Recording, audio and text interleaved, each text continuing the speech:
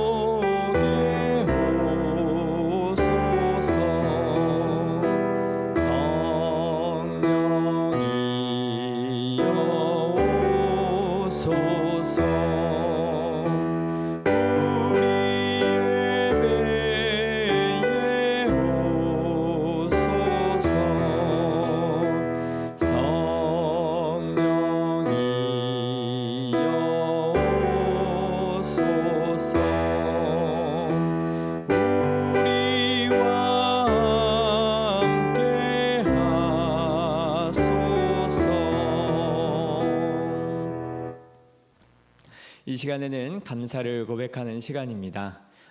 일주일 동안 하나님께서 우리 삶에 베풀어 주신 일 3가지 이상씩을 생각하면서 하나님께 감사를 고백하도록 하겠습니다.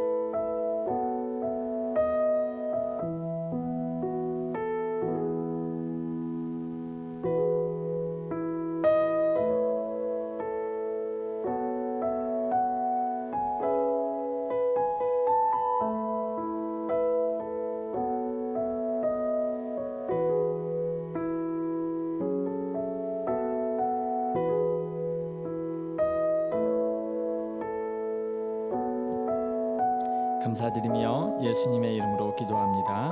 아멘. 우리 함께 공동체 기도를 함께 봉독하겠습니다. 온 세상을 창조하시고 생명을 주신 하나님 감사합니다. 예수 그리스도 십자가 보혈로 모든 죄 지은 자들을 용서하시고 구원해 주신 은혜의 하나님 감사합니다. 오늘도 주님을 찾고 구하는 모든 사람들에게 성령 안에서 말씀하시고 응답해 주시는 하나님 감사합니다. 이 땅에 하나님 나라를 이루어 주시고 우리와 늘 함께해 주시옵소서. 아멘. 이 시간에는 우리 다 함께 찬양하도록 하겠습니다. 우리 권세진 목사님 인도로 함께 찬양하겠습니다. 오직 주의 사랑에 매여 함께 찬양하시겠습니다.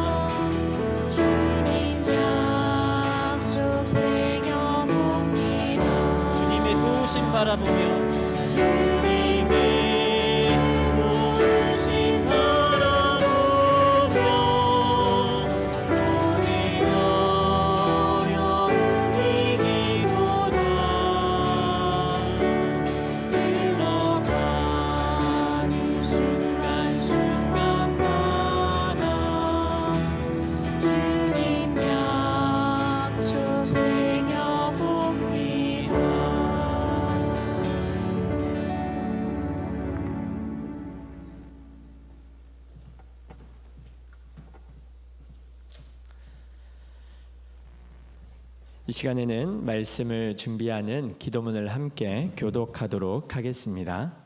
주님께서 우리에게 말씀하십니다.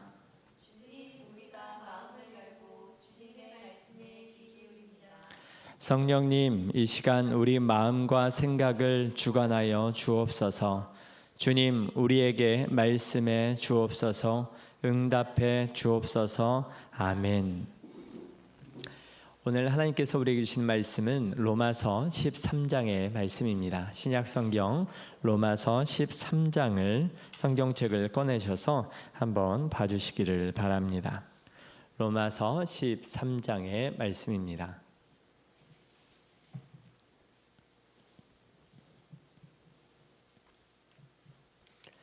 네, 성경책을 꺼내주시고 로마서 13장을 펴주시면 감사하겠습니다.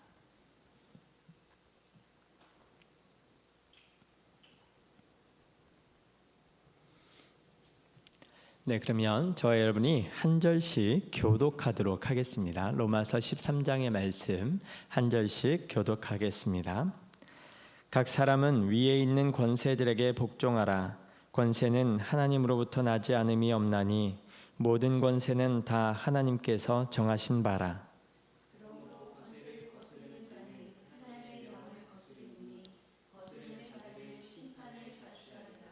다스리는 자들은 선한 일에 대하여 두려움이 되지 않고 악한 일에 대하여 되나니 네가 권세를 두려워하지 아니하려느냐. 선을 행하라. 그리하면 그에게 칭찬을 받으리라.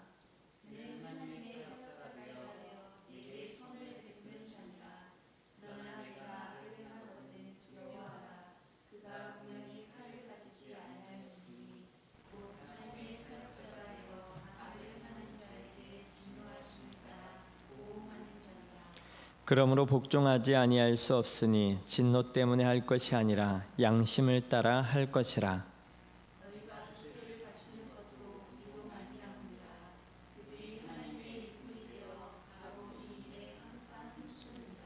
모든 자에게 줄 것을 주되 조세를 받을 자에게 조세를 바치고 관세를 받을 자에게 관세를 바치고 두려워할 자를 두려워하며 존경할 자를 존경하라.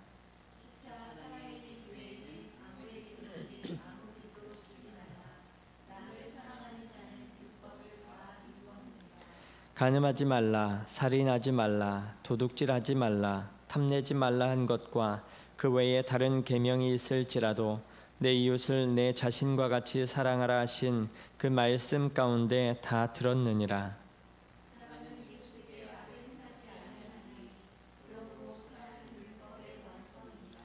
또한 너희가 이 시기를 알거니와 자다가 깰 때가 벌써 되었으니 이는 이제 우리의 구원이 처음 믿을 때보다 가까웠음이라.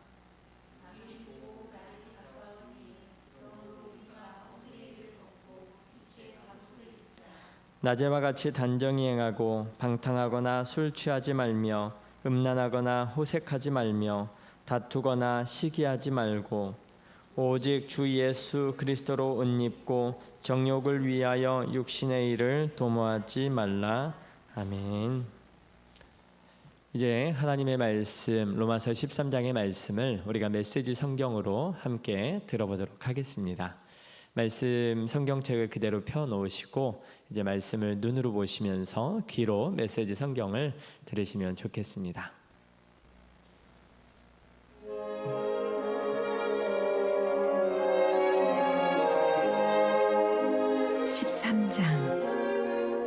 그리스도인과 세상 권세. 훌륭한 시민이 되십시오. 모든 정부는 다 하나님의 주권 아래 있습니다.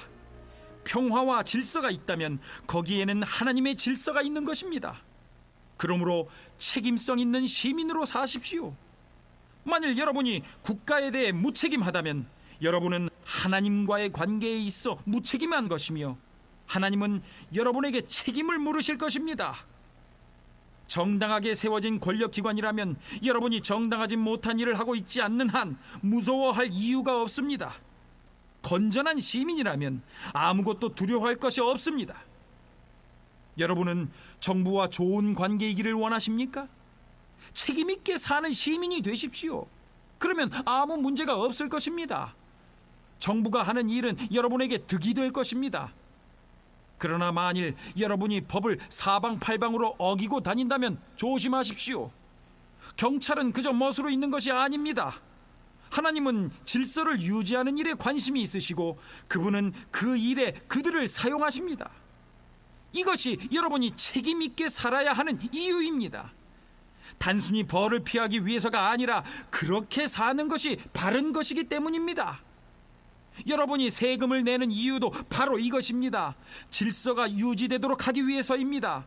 시민으로서 여러분의 의무를 다하십시오. 세금을 내고 청구서를 지불하고 지도자들을 존중하십시오. 여러분은 서로에 대해 지고 있는 커다란 사랑의 빚 말고는 더는 빚을 지지 마십시오. 여러분이 사람을 사랑하면 여러분은 율법의 최종 목적을 완성하는 것입니다. 율법 조문은 다른 사람의 배우자와 동침하지 말라, 사람을 죽이지 말라, 자기 소유가 아닌 것에 대해 욕심을 품지 말라 등과 같은 하지 말라는 결국 모두 합치면 다른 사람을 자기 자신처럼 사랑하라는 것입니다. 여러분이 사랑하고 있다면 여러분은 결코 잘못할 수 없습니다. 율법 조문에 들어있는 모든 것을 합치면 그 합은 바로 사랑입니다. 그날 해야 할 일에 너무 열중해 지친 나머지 그만 지금이 어떤 때인지 잊고 살아서는 안 됩니다. 하나님을 망각하고서 꾸벅꾸벅 졸며 살지 않도록 조심하십시오. 이제 밤이 끝나고 새벽이 밝아오고 있습니다. 일어나서 하나님이 하고 계신 일에 눈을 뜨십시오. 이제 하나님께서 우리가 처음 믿었을 때 시작하신 그 구원 사역의 마무리 손질을 하고 계십니다. 우리는 1분도 시간을 허비할 수 없습니다. 천박하고 방종한 생활을 하면서 음탕하고 방탕하게 살면서 말다툼이나 일삼고 눈에 보이는 것이면 무엇이든 탐내면서 이 소중한 낮 시간을 허비할 수 없습니다. 잠자리에서 일어나 옷을 차려입으십시오. 꾸물거리지 마십시오. 그리스도를 옷 입고 당장 일어나십시오. 네, 사도 바울의 간절한 심정이 담긴 목소리 톤을 좀 들으셨죠? 하나님의 말씀, 오늘 이 말씀 13장 말씀을 함께 묵상하는 시간을 갖도록 하겠습니다. 각자 있는 자리에서 주안점은 이겁니다. 하나님께서 내게 지금 뭐라고 말씀하시나. 예배 가운데 참여한 모든 사람은 하나님과 소통하고 하나님의 음성을 들어야 하는 것 아니겠습니까? 그래서 오늘 이 시간 하나님께서 친밀히 나에게 말씀하시는 음성을 듣는 시간, 묵상의 시간 보내길 바랍니다.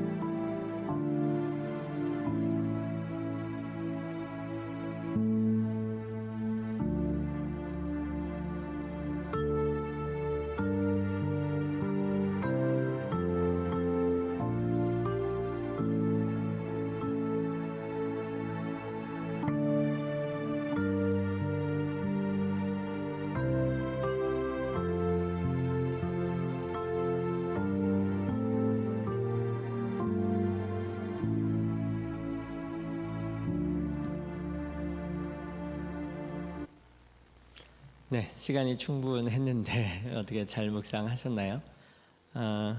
나눈 것을 잠깐 나눠볼까 했는데 시간이 좀 부족할 것 같아서 여러분 각자에게 주신 하나님의 말씀대로 내받고 또 한 주간 삶을 실천하시면서 살면 좋겠습니다. 오늘 말씀 보면서 이런 생각을 해봅니다. 저는 어제도 미국 대통령 선거가 어떻게 되는지 인터넷에서 뉴스를 살펴봤습니다. 사실 우리나라 대통령도 아닌데 거의 실시간으로 우리 언론에서 보도를 해주고 있죠. 왜 이렇게까지 해야 되지? 우리나라 대통령 선거만큼이나 거의 비슷하게 중계를 해주는 것 같아요.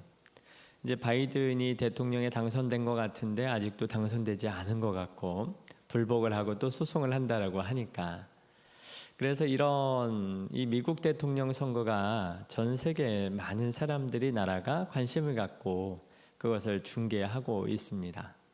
왜 이렇게까지 하는 거지? 사실 기독교인들은 정치 문제와는 선을 나눠서 생각하는 경향이 좀 있었죠. 교회에서 그렇게 가르쳤습니다. 교인들, 기독교는 정치를 해서는 안 된다. 그래서 오히려 이제 그 반대되는 일만 해야 될 것으로 가르쳐서 많은 그리스도인들이 정치인이 되기보다는 목사가 되려고 선택을 했습니다. 그래서 저와 같은 사람들이 정치를 하는 게 아니라 목회자가 되는 게 하나님의 뜻을 더 이룰 것으로 생각을 했거든요. 그런데 성경에서 과연 그런가? 이건 또 생각해 봐야 될 문제입니다. 오늘 말씀에서도 로마서 13장은 정치 문제를 이야기하고 있거든요. 그리고 성경 전체를 또 통틀어서 보면 오히려 우리가 살펴보는 성경 인물들의 대부분은 정치와 연관된 사람들입니다. 아브라함, 그냥 믿음의 조상하니까 하나님을 경건하게 잘 섬기기만 한 개인이었을까 생각하지만 그렇지 않잖아요. 종이 몇 명이나 있었어요. 300명이 넘었거든요. 한 부족이고 족장이었습니다. 그 당시 시대로 치면 정치 일선에서 사람들을 지도하는 정치 지도자였던 것이죠. 우리가 믿음으로 정말 하나님의 마음에 합한 사람으로 생각하는 다윗은 어떻습니까? 한 나라의 대통령, 왕이었지 않습니까? 대통령보다 더 막강한 권력을 가진 사람이었습니다. 느헤미야는요, 다니엘은요, 다 정치인이었습니다. 예수 그리스도께서 오셔서 어떤 삶의 배경하에서 살았습니까? 예수님 주변에 몰려들었던 12명의 제자들 중에는 열심당원들이 섞여 있지 않았습니까? 다 정치 일선에 있었던 사람들이거든요. 예수님이 상대했던 사람들은 산헤드린 공의회, 유대에서 최고의 권세를 가지고 있는 최고 의사 결정 기구인 그것과 상대했지 않았습니까? 사도 바울은요, 정치 일선에서 살았습니다. 로마 당국과 이야기했고 거기 로마에 의해서 죽임을 당하지 않았습니까? 그리고 이제 신약 성경 후반부에 나타나는 공동서신에서도 이 성도들이 이 나라 권세와 어떤 관계를 맺고 살아가야 하는지를 말씀을 하고 있습니다. 그러므로 우리는 성경에서 정치와 선을 긋고 살아가야 된다, 이런 교훈을 주고 있지는 않습니다. 오히려 이 정치 제도가 나라를 어떻게 만들 수 있을지, 그 위험한 그 시기 가운데 그리스도인으로서 어떻게 하면 지혜롭게 살아갈 수 있는가, 그런 부분을 이야기를 하죠. 이 로마서 13장은 흔히들 악한 정권에 의해서 오용되었던 본문입니다. 왜냐하면 1절부터가 각 사람은 위에 있는 권세들에게 복종하라 이렇게 말씀을 하고 있으니까, 제가 여러분을 악하게 통치를 하면 이 말씀을 들이댄다면 어떻게 했어요? 제 말 안 들을 겁니까? 말씀에 뭐라고 되어 있어요? 권세들에게 복종하라고 했지 않았습니까? 그러니까 복종하세요. 대들 생각하지 마시고 이렇게 하는 방식으로 가장 쉽게 오용을 했다는 거죠, 말씀을. 그런데 이 말씀을 기독교인들이 또 그렇게 이해를 했어요. 아, 그렇구나. 그런데 그게 성경적입니까? 불의한 정권, 불의한 권세에 여러분들은 순복할 겁니까? 만약에 북한의 통치자 김정은이 명령하는 그 권세에 여러분 그 밑에 있다면 여러분 순복할 겁니까? 두려움 때문에 순복할 수 있겠지만 그게 하나님의 뜻이라서 순복할 거냐는 거죠. 히틀러 정권 하에서 순복할 거냐. 이런 질문을 던졌을 때에 여러분이 성경적이다라고 했을 때에 어떤 선택을 할 것인지 생각해 봐야 됩니다. 여러분, 애굽에서 이스라엘 백성들이 탈출했습니다. 무려 한 200만 명 이상으로 우리가 추정을 하잖아요. 근데 애굽의 시민들이었어요. 그런데 거기에서 반역을 일으키고 탈출하는 게 맞습니까? 너무 멀리 갔습니까? 그러면 좀 가까이 와서 다니엘이 그 국가 권세, 다니엘은 공문이었잖아요. 그런데 거기에서 분명히 국가 권세가 신상에게 절하라고 했습니다. 또 황실 음식을 먹으라고 했습니다. 그런데 이와 같은 권세의 명령을 거부하는 것이 옳은가? 일반적으로 만약에 이 말씀에 오용된 대로 우리가 익숙해져 왔다면 국가 권세에 굴복해야죠. 순복해야죠. 그러면 다니엘도 그렇게 하면 안 되는 겁니다. 잘못한 거예요. 그런데 이게 성경적인가? 여러분, 사도행전 4장에 오시면 이제 베드로와 요한이 이 병자를 고친 사건 때문에 산헤드린 공의회에 끌려갑니다. 그런데 거기에서 산헤드린 공의회에는 그 당시 이 유대 나라의 최고 권세 기관이에요. 근데 거기서 뭐라고 명령했습니까? 다시는 예수 그리스도를 전파하지 마라. 이렇게 이야기를 했거든요. 근데 거기에 대해서 베드로와 요한이 어떻게 말합니까? 하나님 앞에서 당신들 말 듣는 것이 옳은가? 하나님 말씀 듣는 게 옳은가? 한번 생각해 봐라. 이렇게 반항을 했잖아요. 그러면 이 말씀대로 다 적용을 할 것 같으면 베드로와 요한도 잘못한 겁니다. 말씀대로 살지 않은 거예요. 그렇다면 성경이 이와 같이 여러 가지 사례에서 그들의 위대한 삶을 칭찬하고 우리가 신앙의 위인으로 삼아야 될 것으로 소개하고 있다면 이 말씀도 우리가 그렇게 이해해서는 안 됩니다. 악한 권세 앞에서 무릎 꿇을 것인가? 독일에서는 보네퍼 목사님이 이 고민을 했었죠. 그래서 미친 운전사 비유 이야기가 있죠. 만약에 그냥 이렇게 생각을 해보죠. 이 버스 운전사가 뒤에 정말 옹알종알 그 이쁜 아이들을, 유치원생들을 다 태우고 가고 있어요. 근데 이제 운전을 하는데 살펴보니까 운전이 난폭해요. 더 살펴보니까 미쳤어요. 나쁜 아기를 가진 미친 운전사가 이 버스를 운전하고 있다가 조금 있으면 이 아이들을 다 죽이려고 목적지를 향해서 가고 있습니다. 그런데 제가 여기 옆에서 웅크리고 타고 있었어요. 그때 나는 어떤 선택을 할 겁니까? 저 미친 운전사가 이 아이들을 다 죽이도록 그냥 구경하고 있을 것입니까? 아니면 그 운전대를 빼앗을 겁니까? 어떻게 하는 게 여기서 최선의 선택일까? 보네퍼 목사님은 나가서 운전대를 뺏는 선택을 해야 한다고 생각을 했습니다. 그리고 나서 발각이 돼서 잡혀서 죽었죠.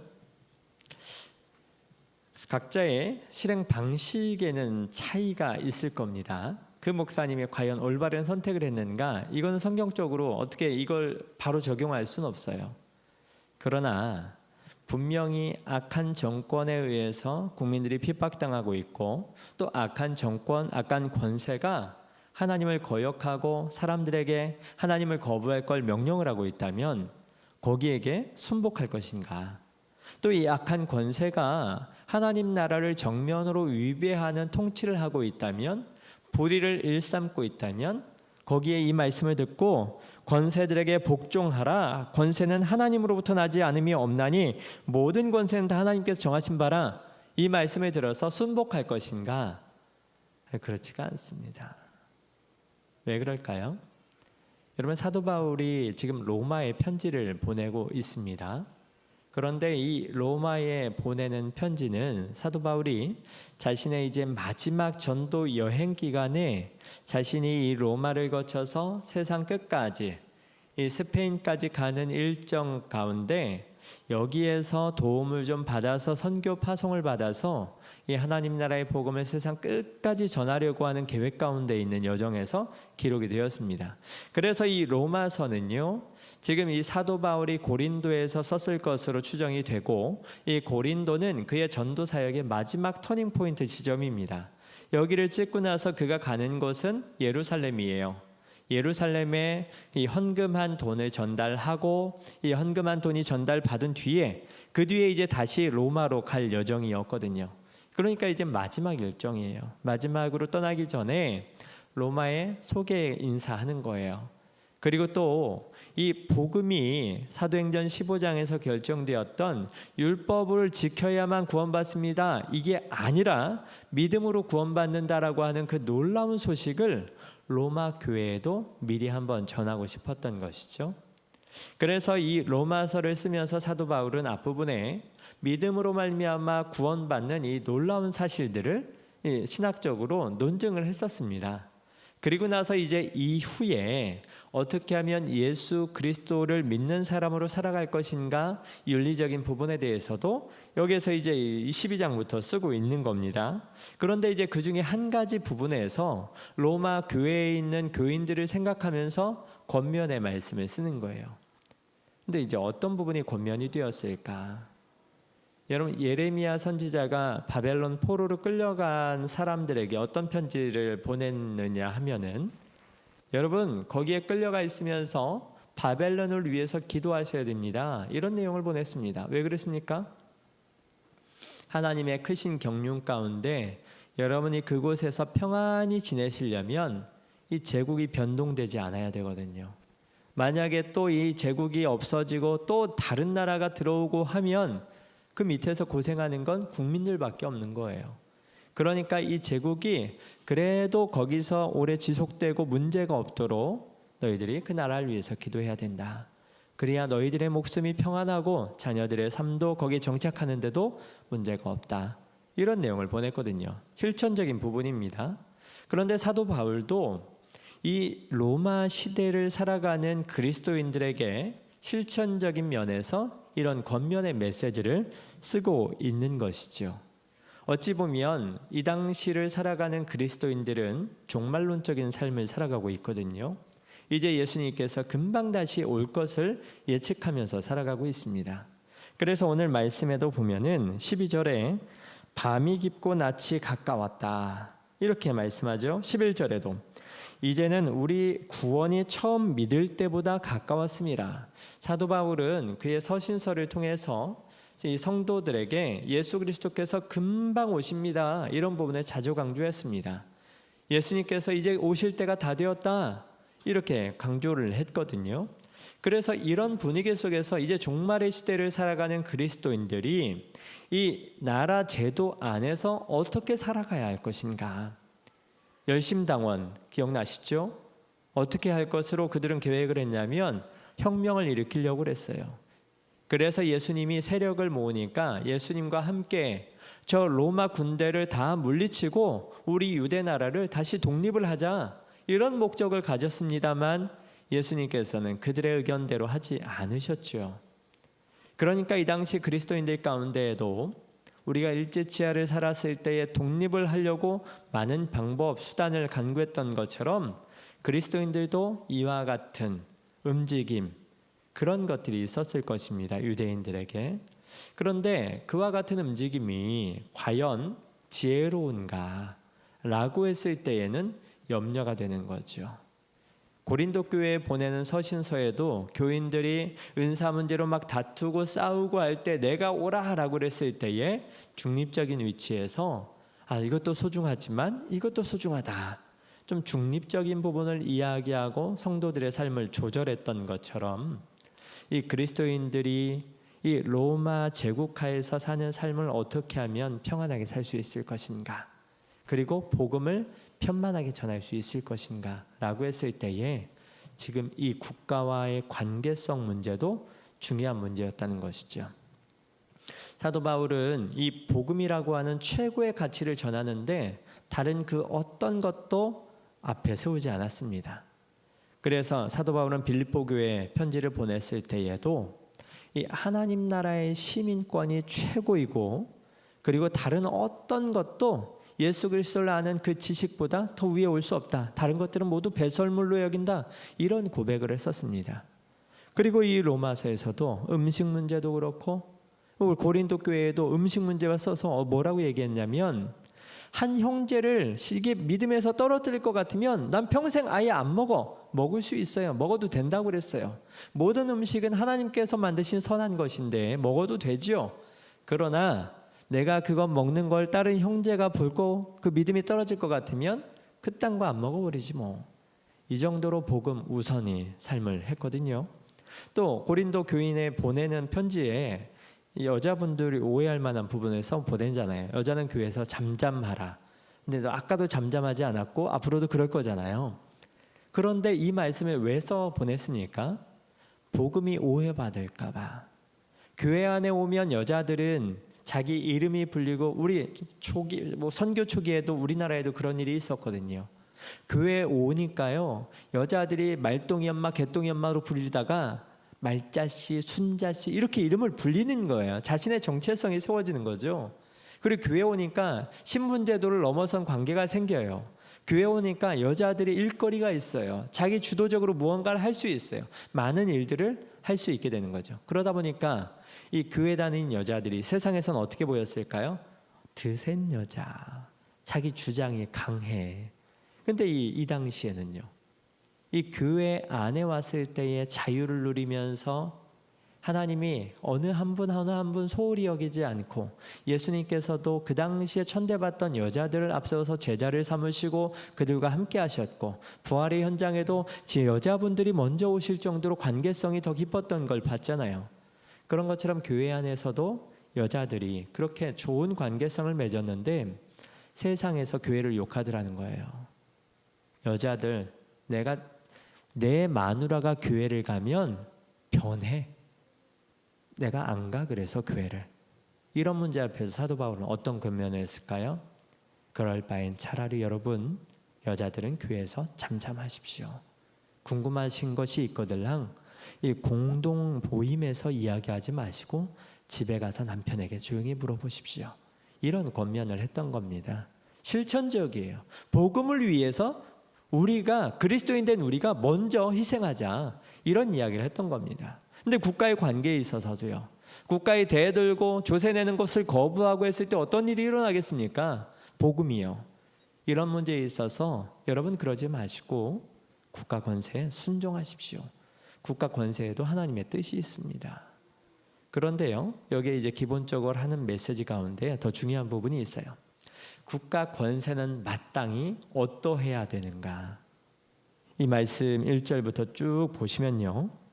하나님의 뜻으로 심부름을 하는 것이 국가 권세라고 하는 사실을 여기서 말씀을 하고 있습니다. 그래서 4절에 보니까 그는 하나님의 사역자가 되어서 또 뒷부분에 보니까 하나님의 사역자가 되어 악을 행하는 자에게 진노하심을 따라 6절에 보니까 하나님의 일꾼이 되어 이렇게 말씀하고 있지 않습니까? 사도 바울이 기본적으로 전제하고 있는 부분은 국가 권세는 하나님의 뜻을 이 세상 가운데 바로 전하는 역할을 하는 것이 국가 권세여야 돼요. 이게 기본 세팅인 겁니다. 그래서 오히려 이 메시지에서 전하는 것은 악한 권세에 있는 국가를 이야기하는 게 아니라 국가 권세와 신앙인의 관계에 있어서 네가 악을 행하고 여기에 차라리 잡혀가면 되겠니? 이런 부분에 있어서 성도의 삶을 교훈하는 거예요. 그래서 국가 권세를 두려워하고 악을 행하지 말고 차라리 선을 행해야지. 선을 행하면 칭찬을 받을 거야. 이런 메시지를 전하고 있는 겁니다. 오히려 성도가 국가 권세에 책잡히지 않게 선한 일을 행하면서 사십시오. 이런 이야기를 하는 거거든요. 그 당시 방탕하고 예수 믿는다는 이유로 자유롭게 되었다. 이제는 이 세상 나라는 아무것도 아니다. 반란을 일으켜라. 이런 이름이 아니라 복음을 위해서 이런 권면을 하고 있는 겁니다. 그런데 이렇게 전제하고 있는 나라의 권세가 하나님의 뜻을 거스른다면요. 하나님의 백성을 억누르고 짓누른다면요. 어떻게 해야 되겠습니까? 권세에 복종하라. 이 말씀을 거기에 적용할 수 있을까요? 그렇지 않습니다.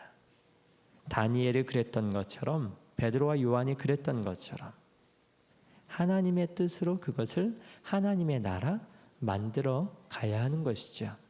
그래서 이 말씀에 대한 결론의 말씀을 저는 여러분 12장 21절의 말씀으로 적용시키면 좋겠습니다. 뭐라고 나왔습니까? 악에게 지지 말고 선으로 악을 이기라. 맞아요. 악한 권세를 어떻게 지혜롭게 선으로 하나님의 나라로 바꿔갈까? 이것이 국가 권세에 대한 올바른 태도가 되겠지요. 이 나라 권세가 하나님 나라의 백성들을 억누르고 있다. 선으로 악을 이길 수 있는 지혜로운 방법을 찾아서 우리가 바꿔가야 합니다. 그래서 우리가 지금 이제 미국 대선까지 관심 갖고 있는데 맞습니다. 그리스도인이 이 세상을 하나님 나라 만들어 가려면 우리의 자녀들을 정치 문제에 관심 갖게 해야 되고요. 경제 문제에 관심 갖게 해야 됩니다. 교회에서만 잘 놀고 착한 아이가 되게 하면 세상에서 아무 일도 못할 거예요. 오히려 정치인, 경제인, 법관, 검사 다 만들어서 그들이 하나님 나라의 일을 하게 하면 되지 않습니까? 요셉과 같은 일을 하게 하면 되잖아요. 느헤미야와 같은 일을 하게 하면 되는 겁니다. 그래서 그들이 정말 하나님 나라의 사역자로서의 권세를 휘두를 수 있도록 그렇게 하는 것이 사도 바울이 전제하고 있는 이 말씀의 중심 의미가 될 겁니다. 그래서 이번 주간에 또 성도들께서 이 대통령 선거도 있고 해서 정치와 많은 관심을 보이고 있으실 것 같아서 이 말씀으로 한번 우리가 생각을 해보고 어떤 마음, 어떤 생각으로 가야 될까. 그래서 우리가 또 엉뚱한 걸로 정치인들의 입에서 나오는 기독교 옹호 발언 그거 하나만 가지고 저 사람은 하나님의 사람이다 이렇게 선택하면 안 됩니다. 정말 많은 기독교인들이 이런 선택을 하고 있거든요. 정치인의 메시지로 볼 것이 아니라 무엇으로 봐야 됩니까? 그들의 삶으로 봐야 되는 거죠. 예수님께서도 내가 행하는 일을 보고 나를 판단하라 이렇게 말씀을 하셨잖아요. 그 사람은 그 사람의 말이 아니라 그 사람의 삶으로서 봐야만 그 사람이 무엇을 향하고 있는지 하나님 나라의 백성인지 우리는 알 수 있는 거거든요. 그래서 어느 대통령이 이것을 우호적으로 말했다. 그런데 비윤리적이고 오히려 하나님 나라를 억누르고 불의하고 이런 식으로 간다면 그 사람을 하나님의 사역자로 우리가 볼 수 있을 것인가? 이런 판단을 분별해서 해야 되는 것이겠죠. 그래서 올바른 그리스도인의 판단력을 그래서 이 나라가 하나님 나라 될 수 있도록 하는데 우리가 앞장서서 협력하면 좋겠다라고 하는 생각이 듭니다. 오늘 하나님께서 저희 여러분 모두에게 각자에게 또 다른 말씀으로도 은혜를 주셨을 줄로 믿습니다. 우리 다 같이 응답의 찬송 이 말씀 3번 반복하면서 함께 하도록 하겠습니다. 이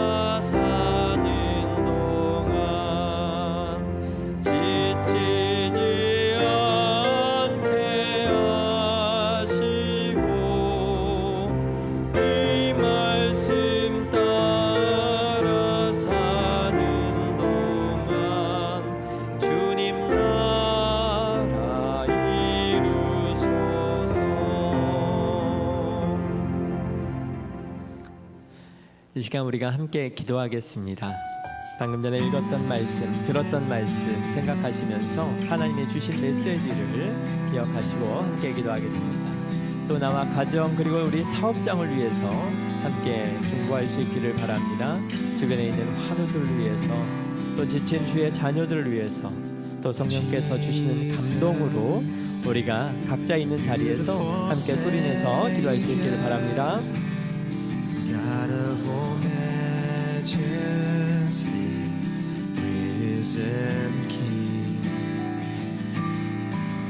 Lamb of God, holy and righteous, blessed Redeemer, bright morning star. 이 시간에는 우리 마지막 다 같이 일어나셔서 우리 응답의 찬송, 감사의 찬송 함께 하도록 하겠습니다.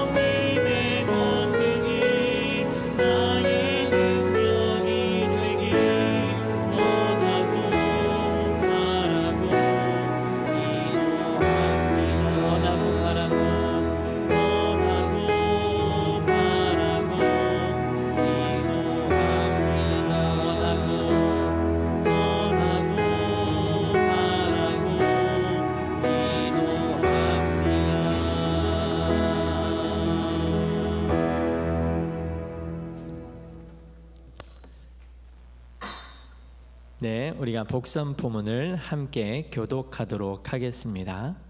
주의 말씀대로 행하는 여러분에게 복이 있을지어다.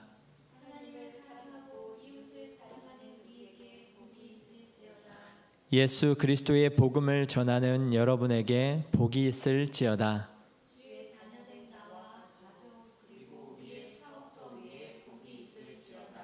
주를 사랑하고 예배하는 우리 모두에게 복이 있을지어다.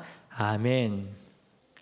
이제는 우리 주 예수 그리스도의 은혜와 아버지 하나님의 놀라우신 그 사랑하심과 성령님의 교통 역사 내주하심이 이 세상 안에서 어떻게 지혜롭게 이 정치와 연관하고 또 세상 사회와 관계되어서 살아갈지 고민하고 결심하고 악에게 지지 않고 선으로 악을 이기며 살아가기를 다짐하는 주의 모든 자녀들 위에 모든 사람들 위에 영원토록 함께 하시기를 축원하옵나이다. 아멘.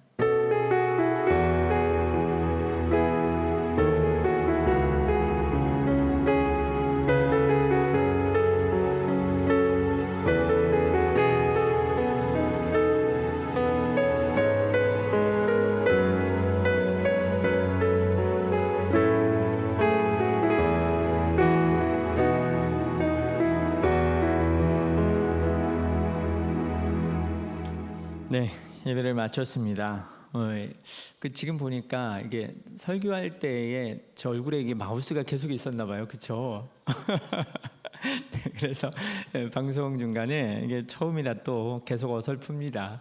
그래서 여러분들 이해해 주시고, 잠깐 이제 주보 여러분 홈페이지에도 주보가 매주 올라가는데요. 이번 주에 이제 우리 권종신 사모님이 진행하는 성경 강의가 이제 마무리됩니다. 4주 동안 진행이 되었었는데 제사장 나라 하나님 나라 이 성경 전체를 통으로 볼 수 있게 해주는 강의입니다. 그래서 이 강의가 이제 마치고 또 이제 한 2주 정도 쉬고 새롭게 진행이 되죠. 이제 그때 또 새로운 강의가 있으니까 그때 그 시간을 놓쳐가지고 첫째 주에 둘째 주에 들어오면 좋겠지 않았느냐 뭐 이렇게 요청하신 분들이 좀 있었는데, 다시 진행되는 강의 홈페이지를 통해서 신청해 주시면 감사하겠습니다. 이 성경을 문자주의적으로만 보지 않고 전체로 이해하고 하나님의 마음과 뜻을 헤아리는 것이 필요한 시대입니다. 그래서 이 강의가 계속해서 이런 목적으로 잘 진행될 수 있도록 여러분 중보해 주시면 감사하겠습니다. 또 그 미국에서 멀리 시애틀에 있는 평안교회에서 이 강의를 신청해 주시고 교인들께서 수강해 주셔서 감사의 말씀을 전합니다. 그리고 수요일 독서 모임이 이제 지난주에 시작이 됐는데 계속 진행이 됩니다. 그래서 이제 이번 주까지는 저녁 모임만 있고요. 또 몇몇 분들이 오전에 좀 해주시지 뭐 이렇게 이야기를 하더라고요. 여자분들은 저녁 때 참여가 안 되셔서 아쉬우신 것 같아요. 그래서 수요일 오전에 이제 강의 끝나고 나서 한시적으로 한번 오전 10시부터 12시까지 한번 또 열 예정이니까요. 이때 참여하실 분들은 기억하시고 수요일 날 오전에 독서 모임에 참여해 주시면 감사하겠습니다. 네, 여러분 반갑습니다. 그럼 다음 주에 또 뵙겠습니다. 평안하십시오.